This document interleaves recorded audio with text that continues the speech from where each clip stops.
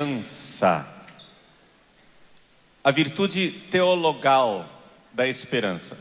O tema dessa palestra é: a esperança orienta o nosso agir. Nós precisamos de esperança. Mas é importante nós compreendermos verdadeiramente o que é a esperança. Por quê? Porque para nós cristãos, a esperança é uma virtude. Mas não foi sempre assim. Por quê? Porque na antiguidade, por exemplo, a esperança era considerada como uma espécie de engano, uma espécie de ilusão. As pessoas fortes, as pessoas virtuosas, as pessoas boas não tinham necessariamente esperança. Não sei se vocês já ouviram falar de um mito grego, lá da antiga Grécia, né? Eles tinham a religião deles, e a religião deles politeísta, tinham vários deuses, etc., as mitologia, como é que o mundo surgiu, etc., etc. Existe um mito grego que fala da famosa caixa de Pandora. O que é a caixa de Pandora? Segundo o mito, contando assim bem rapidinho, porque não estou aqui para dar aula de mitologia, estou aqui para pregar a palavra de Deus, né? Então, segundo esse mito, os deuses colocaram numa caixinha todos os males, todas as coisas ruins, os vícios, todos os pecados, poderíamos nós dizer, com a nossa linguagem. E então se proibiu, ninguém abre essa caixa, é proibido abrir essa caixa. Mas Pandora, curiosa, disse: uma espiadinha não vai, né? Vai custa nada, né? Dar uma espiadinha. É proibido abrir, mas eu não vou abrir assim, né? Eu vou dar uma olhadinha lá dentro para ver o que é que tem. O que é que tem de tão proibido dentro dessa caixa? Então, a Pandora foi e abriu a caixa. Quando ela abriu a caixa, saíram da caixa todos os males do mundo. Nós poderíamos dizer aqui no nosso acampamento, né? Todas as tribulações. Saíram todos os males. Mas ela assustou, fechou a caixa bem rápido. E aí, a única coisa que ficou dentro da caixa foi a esperança. Daí vem o nosso ditado: esperança é a última que fica. Foi a última que ficou. Ela devia ser meio lerdinha, né? Então, para sair da caixa, saiu tudo. Saiu todas as coisas ruins, a maldade, homicídio, adultério, mentira, tudo quanto é desgraça, e a esperança ficou lá dentro. Bom, essa é a mitologia, mas o que ninguém se pergunta é o seguinte: o que é que a esperança fazia lá dentro? Se só tinham males dentro da caixa, o que é que a esperança estava fazendo lá dentro? Porque para os gregos, a esperança era um defeito.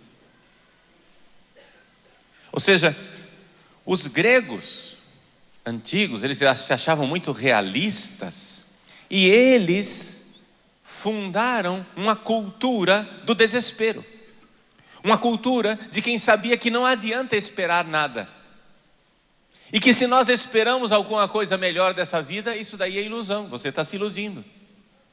Ou seja, para os gregos, a esperança é mais ou menos como quando você vai, vamos supor, visitar alguém que está na UTI. Imagine, um paciente está na UTI, desenganado, a família já foi comunicada pelos médicos: olha, vocês podem entrar para se despedir, porque ali não tem esperança nenhuma, né?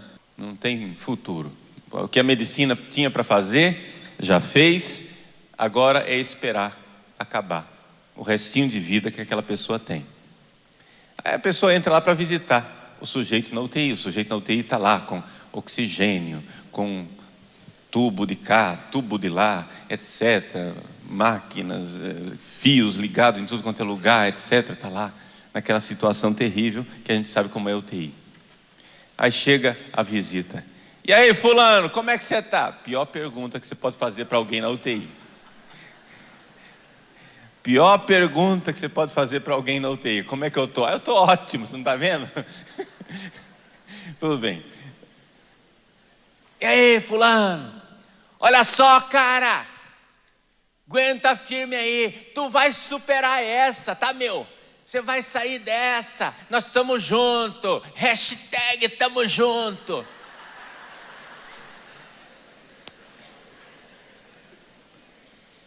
Isso chama-se esperança morta. Ou seja, é um otimismo ridículo, sem fundamento, balofo, vazio. É ridículo isso. De fato, isto é um vício, não é? O otimismo é virtude. O otimismo é um temperamento que muitas vezes não tem fundamento no mundo real.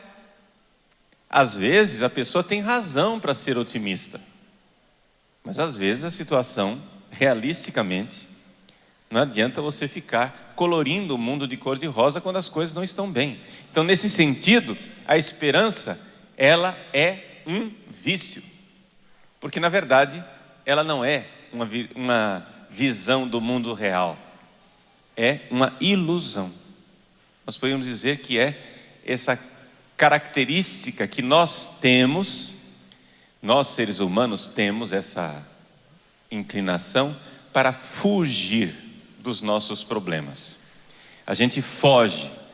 Então a gente acha que não pensando no problema, o problema não vem. Eu conheço gente, por exemplo, que não gosta de ir ao médico. Por quê?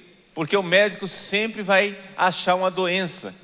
Então a pessoa acha que não indo ao médico, né, ela vai ficar saudável, porque a causa da doença é o médico que achou a doença. Ela enterra a cabeça como um avestruz, né, dentro da areia e acha, vai dar tudo certo, vai dar tudo bem. Por quê? Porque afinal das contas, se eu não sei, o mal não existe. Então isso chama-se ilusão. Isso não é virtude nenhuma. Uma pessoa otimista desse jeito é uma pessoa iludida. Mas, na primeira carta de São Pedro, nós temos uma frase belíssima que aqui fundamenta a esperança cristã. Na 1 Pedro, o primeiro Papa, São Pedro, diz assim: ao ressuscitar o seu Filho dentre os mortos, Deus nos deu uma esperança viva. Uma esperança viva, contrário da esperança morta. A esperança viva que nós recebemos de Deus é uma virtude, e é uma virtude cristã. Uma virtude tipicamente cristã, porque somente nós cristãos cremos no novo, na novidade. A novidade extraordinária, que é a seguinte: Ele ressuscitou. Ele está vivo. E com a sua vitória sobre a morte, Ele infundiu, Ele derramou em nossos corações uma esperança viva. Uma esperança verdadeira. Não uma esperança ilusória. Nós podemos dizer, assim como Jesus não foi abandonado às garras da morte, também eu não serei abandonado.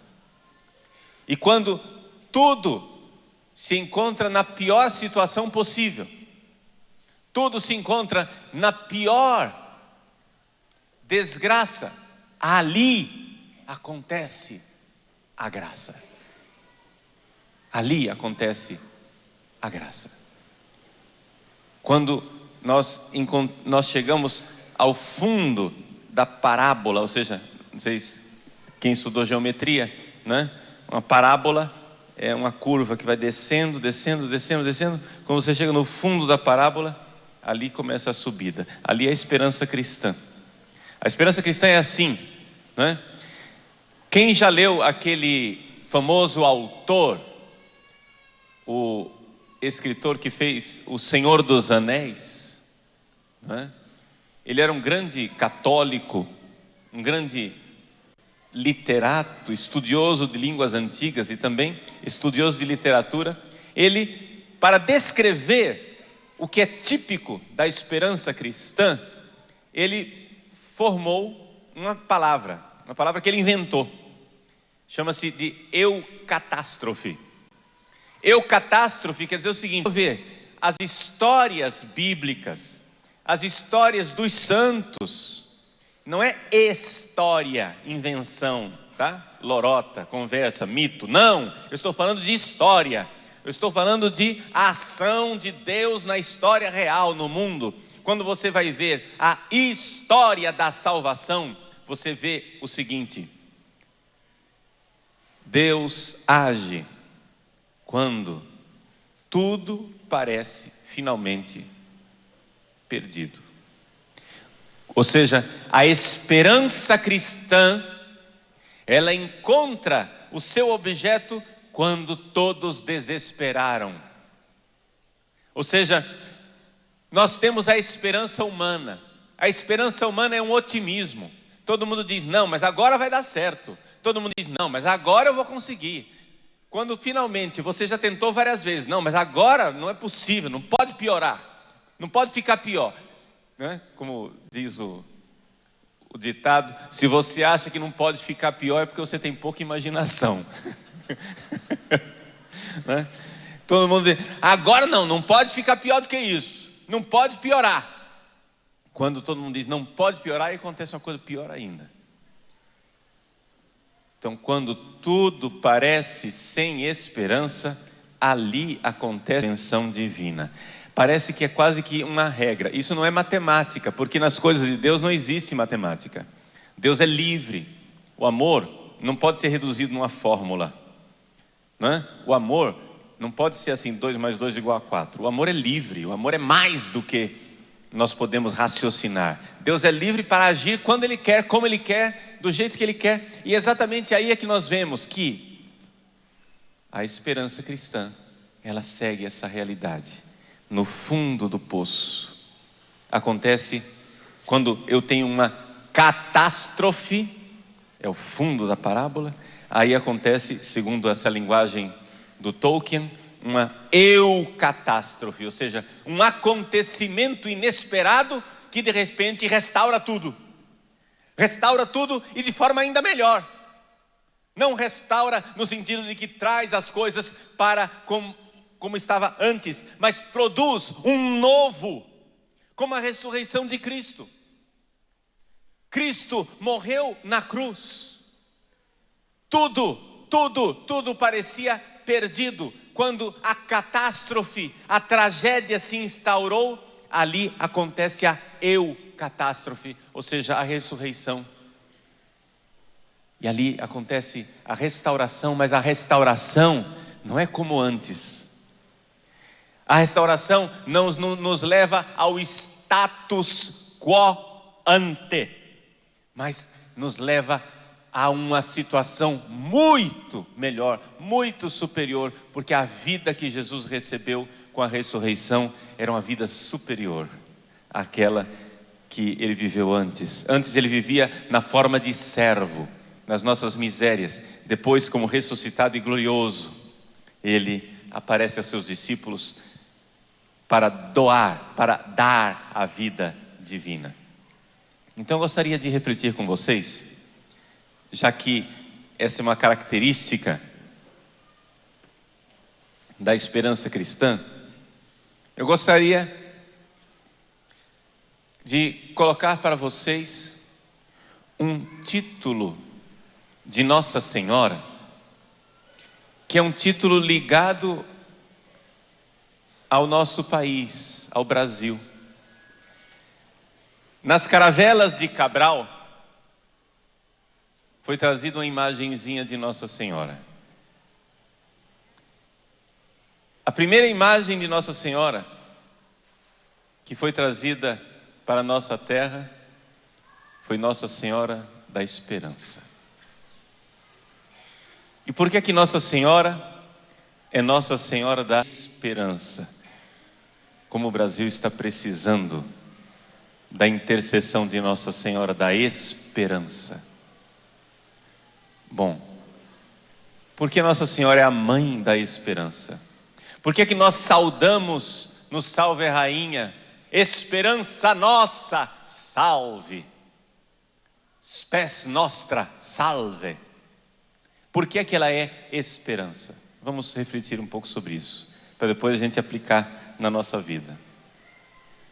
Vejam, meus irmãos, que quando Jesus estava na cruz, a igreja aparentemente alcançou o ponto mais baixo da sua história. Todos abandonaram Jesus.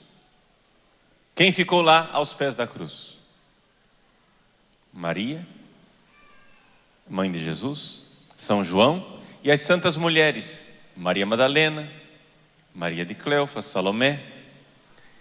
E parece que ali a igreja ficou reduzida ao pó. Todos foram embora.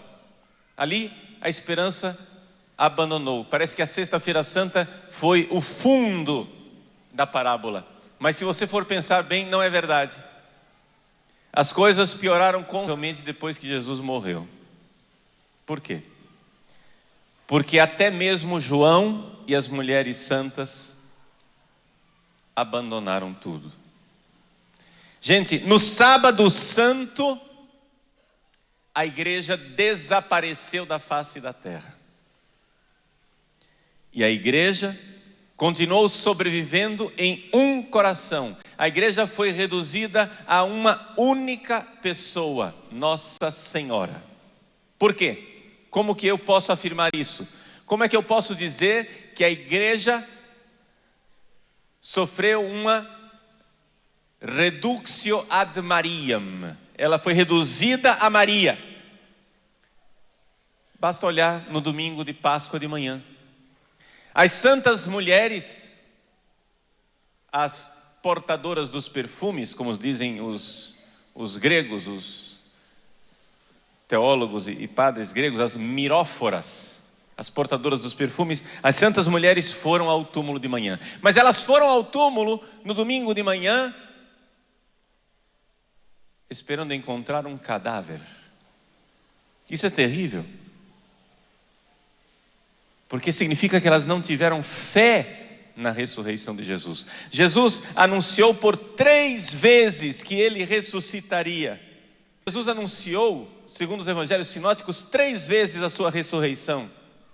O Filho do Homem irá a Jerusalém, irá muito padecer. Ali ele será morto e ressuscitará ao 3º dia. Pois bem, as santas mulheres não acreditaram. Os apóstolos, evidente, não acreditaram, já tinham fugido. Deram no pé. Os outros discípulos, todos foram embora. Mas aquelas bravas santas mulheres, quem sabe por aquele instinto feminino, maternal, como diz o santo São João Paulo II, na sua encíclica Mulieris Dignitatem, ele diz assim, é o gênio feminino. A mulher, ela tem uma genialidade, uma capacidade intuitiva do coração que os homens geralmente não têm. É típico da mulher, essa capacidade de empatia, de se colocar no lugar do outro, de poder ajudar, de estar junto, né? Então lá estavam as mulheres ao pé da cruz e ficaram lá. Mas quando a pedra rolou sobre a entrada do túmulo, quando a pedra rolou, sepultando Jesus, foram sepultadas também a esperança e a caridade no coração daquelas mulheres. Elas já não tinham mais esperança. Por quê? Porque não tinham fé na ressurreição. Elas foram, e no domingo de manhã elas iam no caminho, diz o evangelista, elas iam no caminho conversando entre si para saber quem poderia abrir o túmulo para elas, quem é que iria rolar a pedra. Portanto, elas estavam esperando encontrar um cadáver, e mesmo depois que viram o túmulo aberto, Não creram. E mesmo depois que lhes apareceu um anjo reprovando a sua incredulidade e dizendo: por que procurais entre os mortos aquele que está vivo? Não creram. Porque, como diz o capítulo 20 de São João, Maria Madalena estava lá chorando, desconsolada, apesar de já ter visto os anjos. Não creram. Quando finalmente Jesus apareceu, ela achava que era o hortelão, que era o jardineiro. E ela diz: a causa da sua miséria. Levaram o meu Senhor e não sei onde o colocaram. A sua reclamação é a reclamação da perda de um cadáver.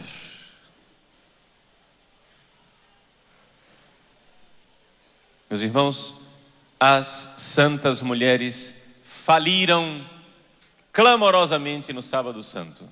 A fé e a esperança delas sumiu, desapareceu do mapa. Elas não creram na palavra de Jesus. Aí você vai dizer: não, padre, mas tinha o Joãozinho. Ah, Joãozinho ficou. São João, apóstolo, evangelista, o discípulo amado, aquele que se reclinou no peito do mestre na última ceia, aquele homem valoroso, ficou ali ao pé da cruz. Sim, mas também a sua fé foi sepultada no sábado santo. Por quê? Porque no domingo de manhã, quando Maria Madalena foi anunciar aos discípulos que encontraram o túmulo vazio, Pedro e João saíram correndo naquela manhã de Páscoa, e João, que era mais jovem, correu mais forte, correu mais rapidamente. Ele então colocou o rosto, olhou o túmulo e, diz o Evangelho, ele acreditou. Mas só aí ele acreditou.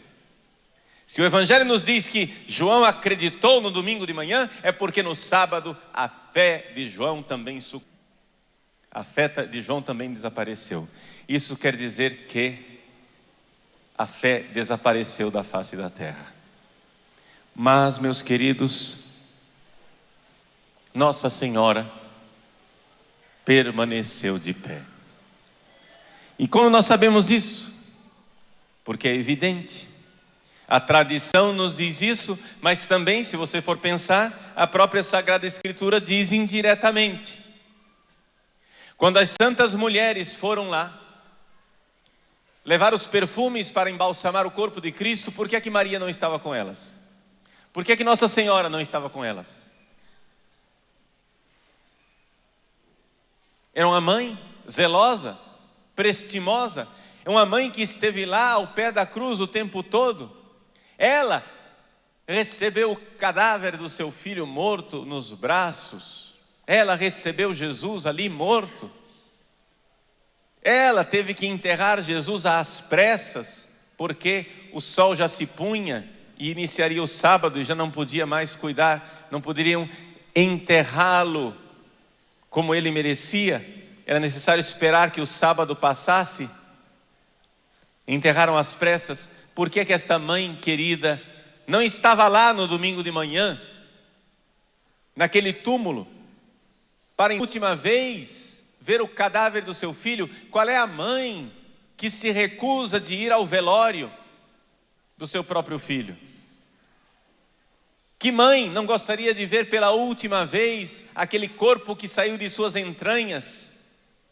Que mãe não gostaria de prestar a última homenagem, de lavar as chagas, as feridas do seu filho, de vesti-lo e revesti-lo com faixas para poder ser sepultado? Que amor de mãe não faria isso? Ora, é evidente, se Maria achasse que Jesus estava morto, ela estaria lá com as mulheres no domingo de manhã. Mas lá ela não estava, e lá ela não foi, porque o seu filho não estava naquele túmulo, e ela sabia disso. Ela acreditou. Bem-aventurada aquela que teve fé, bem-aventurada aquela que acreditou, porque se realizará aquilo que lhe foi prometido. Esta palavra que saiu da boca de Isabel, Esta palavra que foi pronunciada na visitação da Virgem, bem-aventurança maior, não existe entre os cristãos. Bem-aventurada aquela que acreditou. Nós podemos dizer que a fé foi varrida da face da terra e a fé sobreviveu em um único coração, o coração de Maria. Meus irmãos, é importantíssimo nós nos darmos conta disso. Se parece que a igreja atualmente se encontra em crise, a crise pela qual nós estamos passando não é nada diante da crise do Sábado Santo.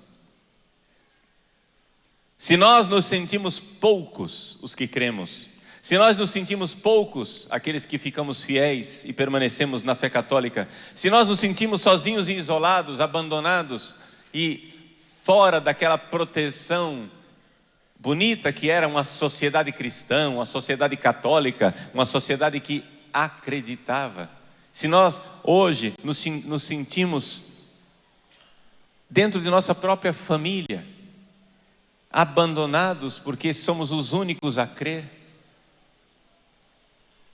voltemos o nosso olhar para aquela que permaneceu de pé, não somente na sexta-feira, mas no Sábado Santo. No Sábado Santo, a igreja se reduziu a Maria. Ela acreditou na ressurreição do seu filho. Ela se recusou a ir com as mulheres para o túmulo, porque ela sabia que ele não estava lá, ele estava ressuscitado. Ela teve esperança no Sábado Santo. Ela é a Virgem da Esperança. Ela é Nossa Senhora da Esperança. E é assim que nós vemos então que Maria não é somente imagem da igreja, como alguns dizem. Como se, por exemplo, a igreja fosse o protótipo e Maria é uma imagem, ela é um reflexo da igreja. Ela é uma imitação da igreja. Não! Se nós formos olhar na verdade dos fatos, é o contrário.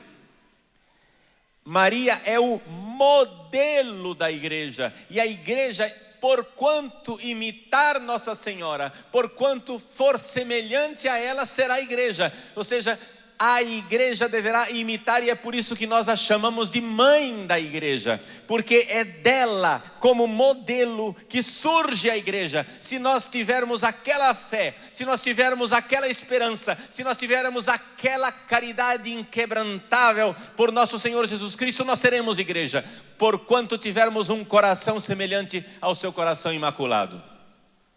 É assim que se é a igreja. Aquela que acreditou, portanto aquela que teve esperança, quando nenhuma esperança humana era possível. Coloquemo-nos diante do coração da Virgem Santíssima.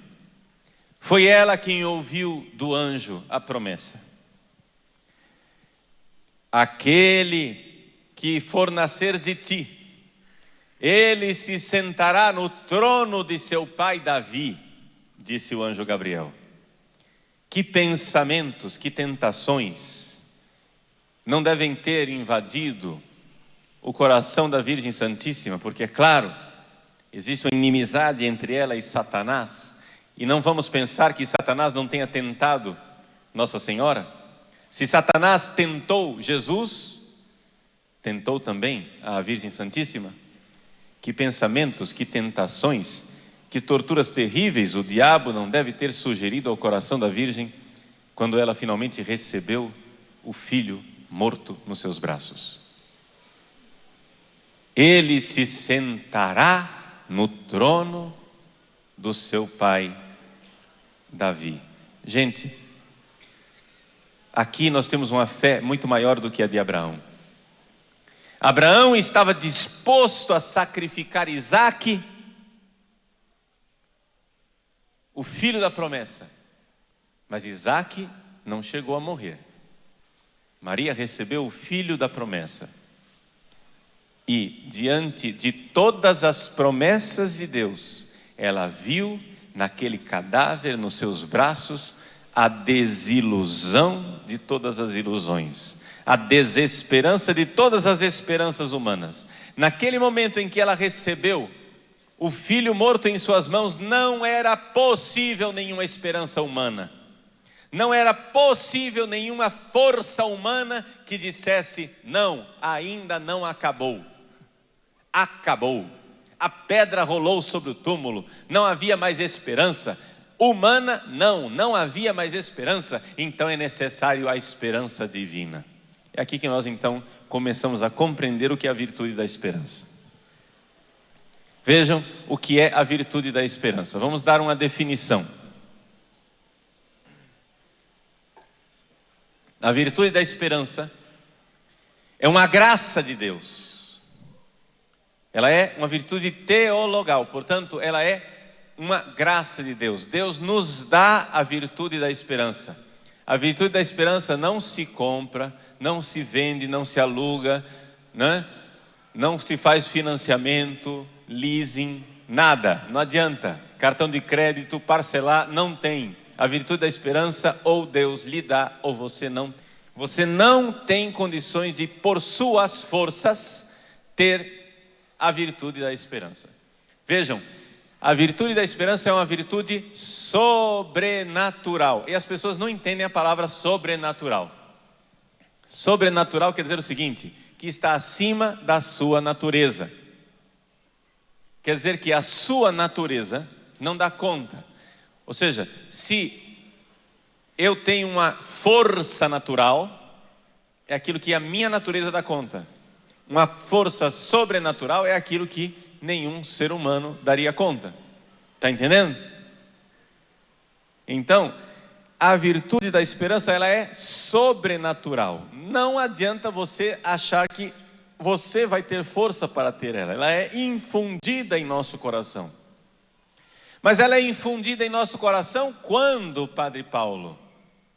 Bom, pode acontecer de várias formas, porque até mesmo a pessoa que não é batizada pode começar a crer divinamente e por isso pede o batismo. Pode começar a esperar divinamente e por isso se entrega até como mártir, não é? Pode acontecer isso.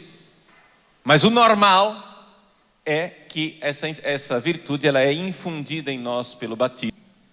E ela é confirmada em nós quando nós, se por acaso pecamos mortalmente, nos confessamos, então ela é novamente restaurada em nós, a virtude. Vejam só.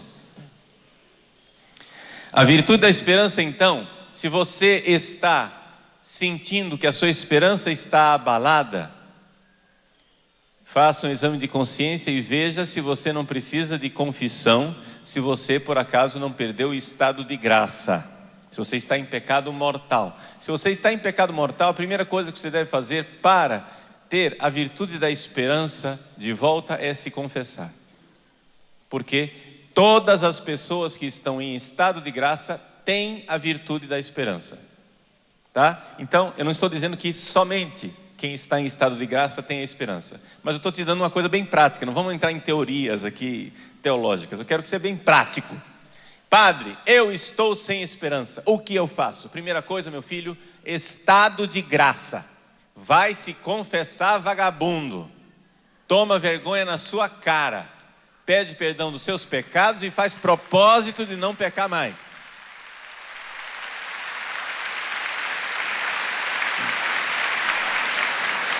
Então essa é a primeira coisa prática, ela é uma virtude infundida em nosso coração. E essa virtude que é infundida em nosso coração, ela permanece no nosso organismo espiritual e ela é constantemente alimentada por Deus, da mesma forma que a vida é alimentada numa criança que está no útero da mãe. Vocês imaginem que a criança, o feto, está lá no útero da mãe. Se dentro do período de gestação, quando a criança ainda está no útero da mãe, você cortar o cordão umbilical, o que acontece com essa criança? Ela morre, porque ela está recebendo constantemente. Não é assim que, não é como a galinha, A galinha põe o ovo e o pintinho pode continuar se desenvolvendo na chocadeira, longe da galinha, não é verdade? Nós não somos filhos de chocadeira. Nós precisamos desse cordão umbilical para que a gente continue vivo. Assim também, a nossa esperança, tá? Só para nota de rodapé. Isso vale para a fé, para a esperança, para a caridade e para todas as virtudes infusas e para os dons do Espírito Santo, os 7 dons do Espírito Santo. Só para você saber que tem muito mais gente aqui nessa história, tá? Mas eu estou falando da esperança, a palestra aqui é sobre a esperança. Isso que eu vou dizer vale para todas as virtudes infusas e para os dons do Espírito Santo. Vale o quê? Que nós, se nós estamos sentindo que perdemos, precisamos voltar ao estado de graça, essa amizade com Deus. Na amizade com Deus, quando você se confessou, então você desobstruiu todos os canais que impediam você de continuar recebendo aquela graça. Então você está com o cordão umbilical, não é? Plenamente em contato com Deus, que Ele vai sustentar o seu organismo espiritual. Ou seja, se nós somos capazes de coisas sobrenaturais, é porque nós temos dentro de nós um organismo sobrenatural, gente, é evidente. Você está entendendo isso? Se você é capaz de coisas naturais, eu sou capaz de andar, eu sou capaz de mover os braços, sou capaz de enxergar, eu sou capaz de ouvir. Isso tudo é coisa natural, porque eu tenho um organismo natural, e esse organismo natural está vivo, está aqui. Só que o organismo natural, depois que ele nasce, ele fica independente da mãe. Mas o organismo sobrenatural que Deus infunde em nosso coração através do batismo, este organismo sobrenatural, ele só vive se ele continuar em contato com Deus, se ele continuar com esse cordão umbilical ligado com Deus o tempo todo. Se você peca, vai diminuindo o contato. Se você peca mortalmente, você corta o contato. E aí, é claro, começa a perecer. Vá, que confesse logo, peça logo perdão. Volte à vida da graça e você vai continuar recebendo esse contato. A criança, então, que está viva. A primeira coisa que você precisa ter, o organismo espiritual vivo para ter esperança. Você vai dizer assim: Padre, mas eu me confessei, eu estou em estado de graça e mesmo assim eu não sou capaz de atos de esperança. É porque você precisa da graça atual. O que é isso? Deixa eu explicar. Vamos fazer outra comparação. Imagina um carro sucateado, acabado, né? O carro está horrível. Aí você leva o carro para o mecânico, essa é a confissão. Aí o mecânico vai, refaz o motor, troca o óleo, calibra os pneus, até troca alguns pneus que estavam carecas, coloca gasolina no tanque, devolve o carro para você e o seu carro está usado novo. Ou seja, está mais ou menos zerado. Mais ou menos. É quando você foi para a confissão. Está entendendo? Mas, pergunto, um carro que foi refeito, ele tem condições de viajar a 100 por hora? Tem condições, mas se ele está parado na viagem, ele não está viajando a 100 por hora. Estamos de acordo? Então, quando você acabou de sair da confissão, o seu carro está zerado, mas está na garagem, meu irmão. Para o seu carro agir, tá? Para que o seu carro passe para a ação, para que você realmente realize atos de esperança, você precisa de um impulso, precisa de bateria, precisa que alguém dê um tranco no carro, precisa que ele passe da potência para o ato. O carro parado, potencialmente, pode viajar a 100 por hora, mas de fato, no ato, ele não está viajando a 100 por hora. Se você acabou de se confessar, você pode ter esperança, mas de fato você não tem esperança. No ato, ou seja, a esperança está lá, enquanto organismo. Vamos voltar para a comparação da criança. Uma criança que está no útero da mãe, ela tem a potência de enxergar. Ela poderia enxergar, só que ela não enxerga nada, porque está escuro lá dentro, está faltando luz. Não é verdade? Ela não enxerga nada. Está um breu. Então, mas ela já tem o olho, já é uma grande coisa. O organismo está funcionando, mas não tem a luz. Então você tem, creia nisso, você tem a esperança, meu irmão. Só que você precisa pedir a graça atual, um ato. As graças atuais, elas são dadas a todo momento, e é por isso que a gente precisa de uma coisa, e é aqui que eu queria chegar.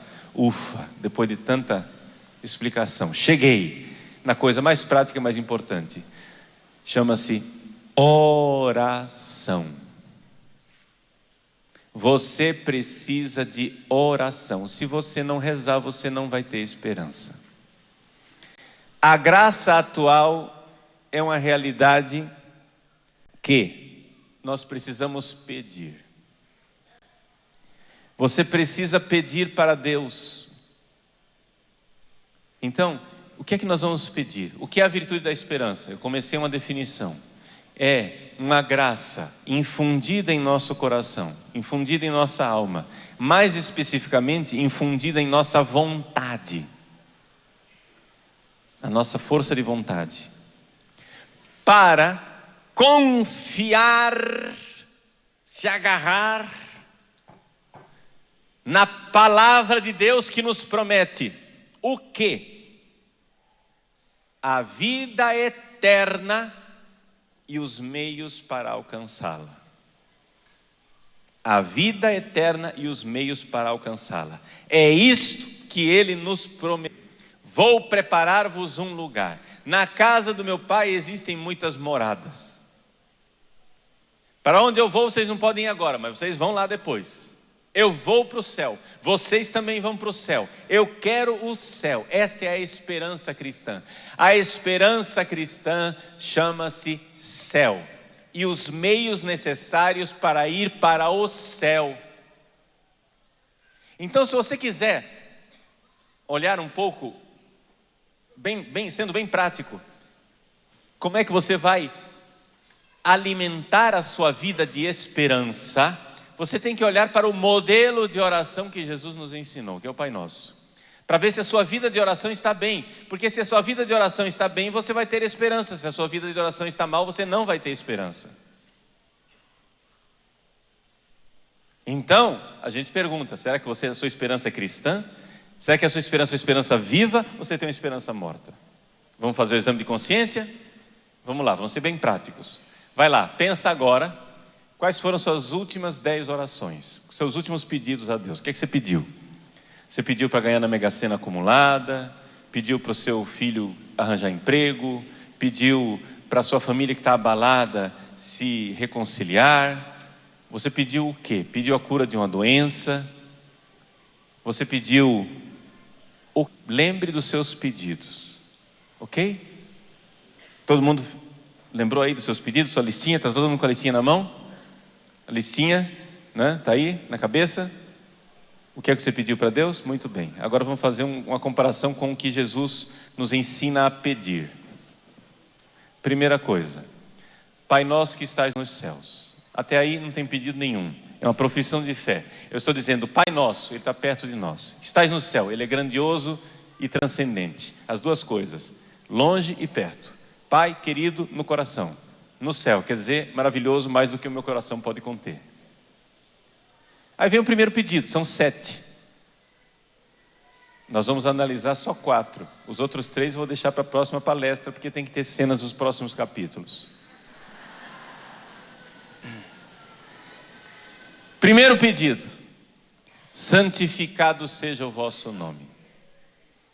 Sabe o que é isso, gente? Em uma palavra, glória a Deus. Santificado seja o vosso nome, dar glória a Deus, louvar, bendizer a Deus. Aí começa o nosso exame de consciência, porque se sua vida de oração não está bem, você não vai ter esperança. Eu já falei para você. Para você ter esperança, sua vida de oração precisa estar bem. Mas se você quer ter esperança, o que é que você quer ter esperança? É uma pessoa que está doente? É uma cura? É uma coisa que você... Mas espera lá, vamos primeiro começar a oração direito, gente. Número 1 da sua vida de oração chama-se louvar a Deus.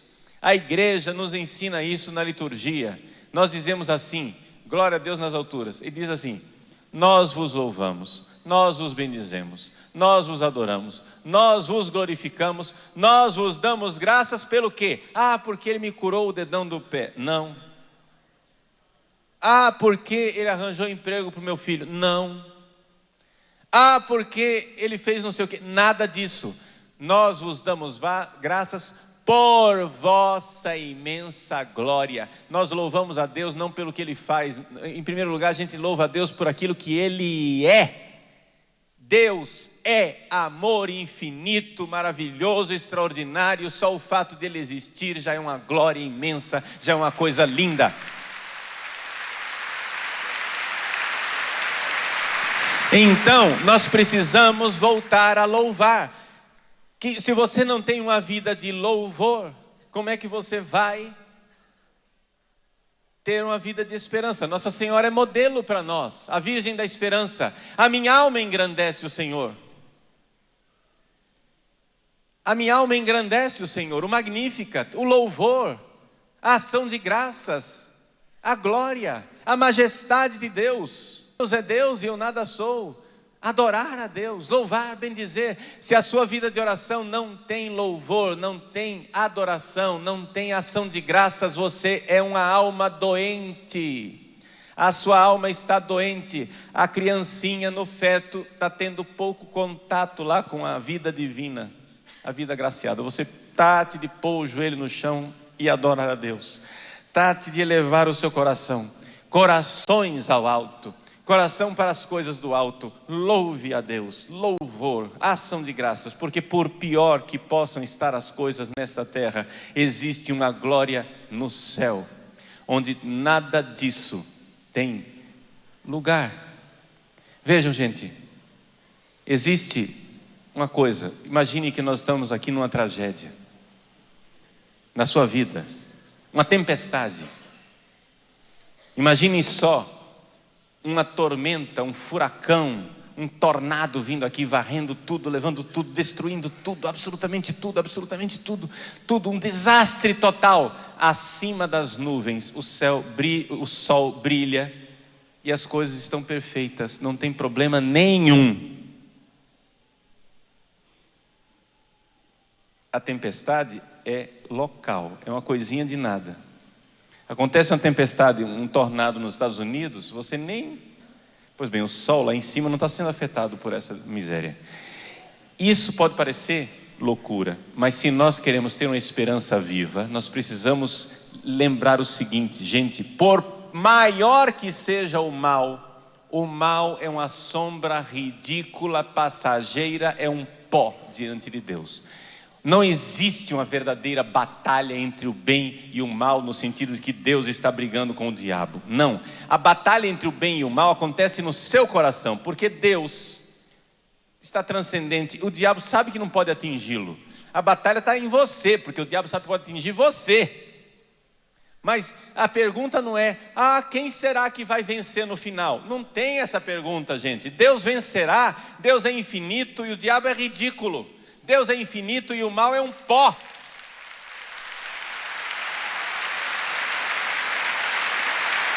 Não tem essa dúvida. Que dúvida é essa? Se você louva a majestade divina, se você louva a grandeza divina, a sua esperança está ancorada no céu, porque você sabe que Ele não passará e tudo o resto passará. Não existe miséria eterna. Esta terra passará, não existe dor eterna, a dor passará, não existe sofrimento eterno, passará, Ele virá. A glória de Deus é infinita e Ele vencerá. A pergunta não é se Deus vai vencer, a pergunta é de que lado você vai estar quando Ele vencer. Essa é a pergunta. De que lado você estará quando Ele vencer? Segundo pedido do Pai Nosso: venha a nós o vosso reino. Venha a nós o vosso reino, gente. É o seguinte: eu dei glória a Deus. Primeiro pedido, glória a Deus. Agora glória para nós. Eu quero glória também. Ou seja, eu quero ir para o céu. Quem quer ir para o céu diz amém. Fala assim: com a graça de Deus, Tem um lugar para mim no céu. Amém. Venha a nós o vosso reino, quer dizer isso. Eu quero ir para o reino dos céus. Deus me chamou para o céu. O Senhor fez em mim maravilhas, santo é o seu nome.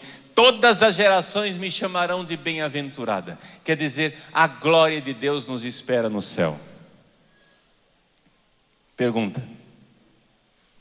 Estamos fazendo um exame de consciência da sua vida de oração. Pergunta. Quando foi a última vez que você pediu a sua salvação? Quando foi a última vez que pediu para ir para o céu? Não estou dizendo aquele desabafo ridículo que você faz, eu quero morrer. Não é isso. Porque Deus não quer que você morra agora. Aguenta firme, mané. Não é morte como fuga, mas é glória do céu como esperança. É lá que está ancorada a nossa esperança, na vida eterna. A vida eterna que já começou aqui, quando nós no nosso organismo espiritual já vamos recebendo aquelas graças de Deus, já começou no nosso coração. Mas essa graça um dia vai ser glória no céu. Vejam, o que é a graça de Deus? A graça de Deus é a glória de Deus que saiu de lá do céu e veio nos visitar aqui de forma humilde. E o que é a glória de Deus? A glória de Deus é a graça de Deus que chegou em casa lá no céu. Está entendendo? A graça é a glória no exílio. A glória é a graça em casa. Quando a graça de Deus que está em nossos corações chegar no céu, nós estaremos junto de Deus, iremos ver a Ele face a face. Gente, não haverá mais dor, não haverá mais miséria, não haverá mais tristeza, não haverá mais nada, porque nós estaremos plenamente saciados nele. Essa é a nossa esperança. Não existe nada nesta terra que saciar o seu coração. Quantas vezes pessoas casadas se casam e depois ficam dizendo, padre, eu acho que eu escolhi a pessoa errada. Por que você escolheu a pessoa errada, meu filho? Porque a minha mulher não me faz feliz. Mas quem disse que ela tem a obrigação de te fazer feliz? Ela não dá conta. Você foi feito para o céu. O filho do homem não tem onde repousar a cabeça. Para de procurar a felicidade aqui na terra, que você só vai se destruir. Por que que o drogado se droga? Porque ele quer ser feliz e procura a felicidade no lugar errado. Felicidade é no céu. Seja homem, aguenta firme, aguenta a cruz do dia a dia e vamos para o céu, gente. Essa é a nossa esperança. Essa é a nossa esperança verdadeiramente.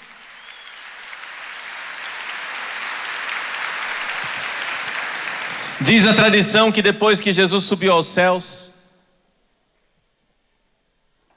Nossa Senhora vivia mais no céu do que aqui na terra, porque quando Jesus subiu ao céu, o coração dela foi junto. Ela não via mais graça nenhuma aqui, porque a razão de ser da vida dela já não estava. Com que caridade ardente Maria comungava. Pode imaginar São João celebrando missa em casa e a Virgem Maria comungando. Essa comunhão era o momento que ela tinha para se encontrar com o céu, para se encontrar onde estava o seu coração. Corações ao alto. Essa é a esperança cristã. Saber que toda a tribulação passará, toda a miséria que nós vivemos aqui passará. Um dia nós chegaremos em casa e Ele vai enxugar as nossas lágrimas e vai dizer: chega, meu filho, você chegou em casa, tem um quarto preparado para você. Façamos festa, alegria, porque chegamos em casa. Nós estamos numa terra de exílio. Nós estamos aqui como peregrinos e viandantes. Lá no céu estaremos em casa. Se o seu coração não consegue se aquietar, se o seu coração está angustiado, se o seu coração está atribulado porque você não encontra lugar, não encontra repouso em momento algum, não se preocupe, gente, isso já está no script. Aqui nessa terra não tem defeito nenhum com a sua vida.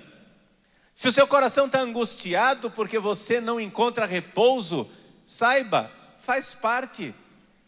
você vai encontrar repouso no céu. O Filho do Homem não tem onde repousar a cabeça aqui na terra. Nós iremos repousar a nossa cabeça no peito de Jesus, no céu.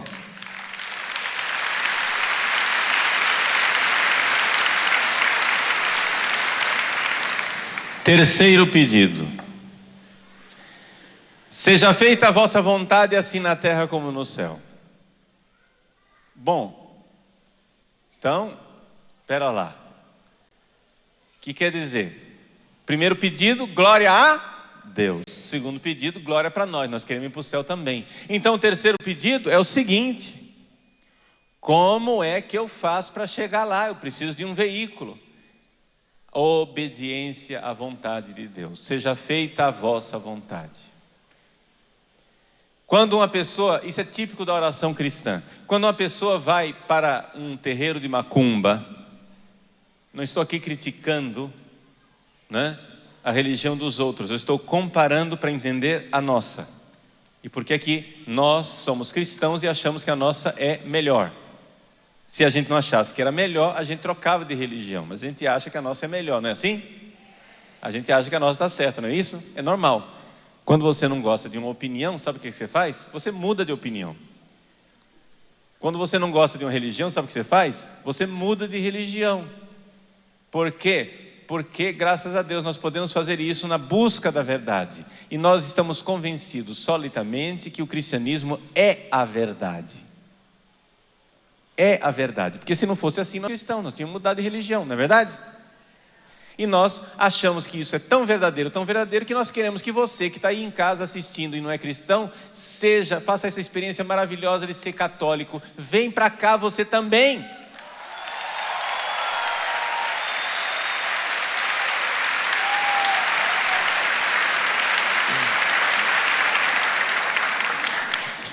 Quando uma pessoa vai a um terreiro de macumba, o pai de santo nunca pergunta para ela qual é a vontade de Deus. O pai de santo pergunta: o que é que você quer? Eu quero minha namorada de volta. Então faz o seguinte, o despacho que nós vamos fazer, o ebó, o sacrifício para o orixá, para a divindade, é isso aqui. Você traz lá uma galinha, sei lá o que, etc. As oferendas que você vai fazer. Então você vai fazer aquele sacrifício para que a divindade faça a sua vontade. Para que o orixá faça a sua vontade. Estão entendendo? Lá se pergunta qual é a sua vontade. Então nós poderíamos dizer assim: que seja feita a minha vontade, assim na terra como no céu. Essa é a oração do pagão. A oração do cristão, não. O cristão, se você está rezando de verdade, você está disposto a mudar a sua vontade. Tem gente que bate a cabeça na parede até sangrar e não aprende isso. Se você está rezando, fazendo um exame de consciência na sua oração. Se você está rezando direito, você tem que estar disposto a mudar os seus projetos e adequá-los aos projetos de Deus, porque a vontade de Deus, ela é perfeita, ela é extraordinária, ela é maravilhosa. Por isso Nossa Senhora é para nós modelo de esperança quando ela diz para o anjo: faça-se em mim conforme a tua palavra. Olha a oração de Maria: faça-se a vontade de Deus. Então, glória de Deus no céu, glória para nós, nós queremos também. O que é que você vai fazer para chegar lá? Qual é o carro que nós vamos usar? Obediência sem demora. Obediência sem demora, diz São Bento. Vai e obedece à vontade de Deus. Muda, rapaz. Se Deus não está ouvindo suas preces, é porque talvez o cabeçudo que tem que mudar é você. Agora você fica batendo sua cabeça contra Deus, quem que vai arrebentar? Deus ou a sua cabeça? É evidente. É evidente.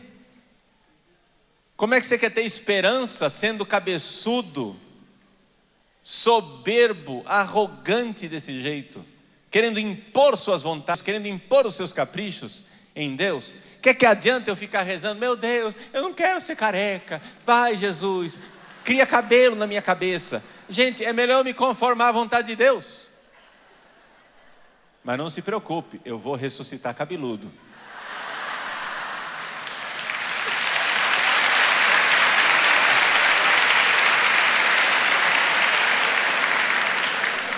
Se você carrega, eu estava explicando isso para uma pessoa, a senhora ela era intercessora. E ela dizia assim, mas padre, eu estou intercedendo por uma mulher que vai perder a perna, ela vai perder a perna, vão amputar, eu não posso desistir, eu tenho que pedir a cura da perna, eu não posso dizer assim, se for ou se não for, não, eu tenho que pedir. Eu disse, minha filha, é melhor entrar no reino dos céus com uma perna do sol do que com duas para o inferno. Deus quer a sua salvação. Se Ele quer restaurar a perna dessa pessoa, agora Ele restaura, não se preocupe, Ele tem poder para isso. Quem criou pode recriar. Mas, se Ele vir que aquela mulher, com aquelas duas pernas, vai andar para um lugar onde ela não deveria, e pecar como não deveria, e se perder no fogo do inferno, não se preocupe, Ele amputa. Porque Deus quer a nossa salvação. Essa é a esperança cristã. Essa é a esperança cristã. Deus nos ama. Deus é pai, não é vovô. Vovô faz os caprichos do netinho. O pai quer o bem da criança. É ou não é verdade? Quarto pedido para concluir a nossa palestra. Quarto pedido. Nós pedimos o pão nosso de cada dia. O pão de cada dia quer dizer o quê? A graça. A graça, não é só o pão material, que você pode pedir também, mas é a graça espiritual de ter esperança. Peça a Deus a força, a gasolina para o carro. Você já tem uma meta, o céu. Você quer, glória a Deus, você já quer chegar lá. Reino de Deus, venha a mim. Eu já tenho um carro, a obediência, mas como que eu vou ter força de praticar a obediência? O pão de cada dia é a gasolina. Esse é o quarto pedido. Mas nós vamos ver isso com mais detalhe na próxima palestra, onde nós vamos continuar a explicação do Pai Nosso. Só para dizer o quanto Nossa Senhora faz também esse quarto pedido, e ela é a Virgem da Esperança. Ela olhou para aquele casal e disse para Jesus: eles não têm mais vinho. Eles não têm mais vinho. É o pão de cada dia, a graça. Nós precisamos de um vinho novo.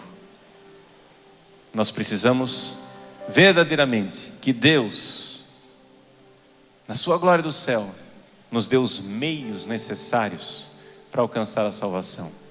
A virtude da esperança, portanto, é onde nós temos ancorado o nosso coração. Que Nossa Senhora da Esperança interceda por nós junto de Deus. Que Nossa Senhora da Esperança, quando a fé desaparece da face da terra, seja aquela que crê, que espera e que ama. Ela, modelo da igreja e modelo da nossa vida. É assim que a esperança conduz a nossa ação, porque Deus há de nos dar as graças para alcançar o céu. Glória ao Pai, e ao Filho, e ao Espírito Santo, como era no princípio, agora e sempre. Amém. Eu quero te louvar com todo o meu ser, de toda a minha alma, mesmo sem entender. Preciso te seguir, teu amor vou perseguir. Eu abro todo o meu ser, tua vontade tem. Levante seus braços. Eu quero te louvar com todo o meu ser, de toda a minha alma, mesmo sem entender. Preciso te seguir.